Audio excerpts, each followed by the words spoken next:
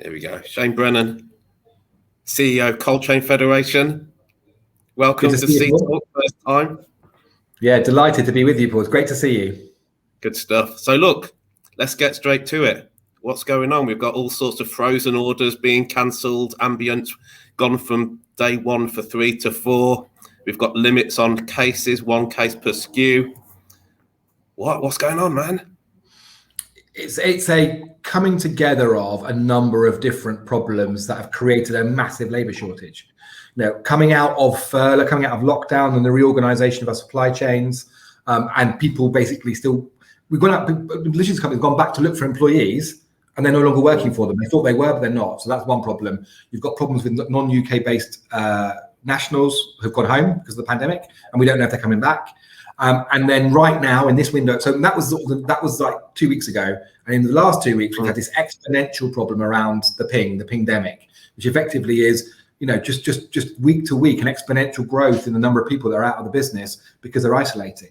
And it's sort of waves after wave of pressure bearing down on the supply chain, first and foremost on the drivers, but actually it's now seeing it's across the warehousing, it's across the picking lines, it's across every part of the supply chain. And I think the retailers are seeing it in their stores as well. So it is a really, really difficult window of time. And how long is this going to go on for, do you think? I know you can't definitively say that in 1 week this will be over, but, you know, what's your feelings? So the Pingdemic could end on the 16th of August, because that's when the government says the isolation requirements stop. Although the problem with that is we don't know that for sure, because if this goes off exponentially, they might decide to extend it, and that would be a nightmare. The shortage of labour, the more structural problem, this is something that's not going to sort itself out quickly. You know, the number of people that have retired or left the industry aren't going to come back straight away. There isn't really a route you can see that. The non-UK nationals, we hope some of those will come back, because I think hopefully they will, but we're not sure if they're going to come back this side of Christmas. So my prediction would be that, you know, it's going to be a problem right the way through the Christmas period, and we might not see things getting back to an even keel until the new year. Wow. So look, what do you think we can do about it? And I'm talking as a retailer. You know, it's really hard for you I'm putting you on the spot, but, you know, what do you think, you know, we've got to deal with this now?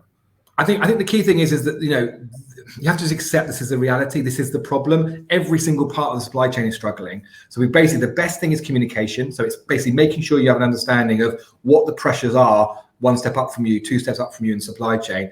Try and think about how you can take some of the pressure off logistics. So think about spacing your orders out. You know, I know it's not ideal to not have daily deliveries, but start thinking about how you can operate on a 2 or a 3 day cycle, even though that might not be perfect for you. But that reality is, if you're doing that, you're more likely to be easier to serve than if you are sort of demanding the kind of continuation of service as normal, because that's just not going to happen in this window of time. So it's really about that communication side of things, and just accepting that that it's not going to be perfect for a while, and, you know, we're in it together.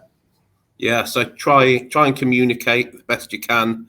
Perhaps try and do your bit, offer some solutions to your supply chain and help where you can. Hopefully that's recognised and make yourself easier to deal with. I guess the other thing is, if you have to, like we did in the pandemic before, is look for where supplies are. You know, you can maybe sell some different things maybe.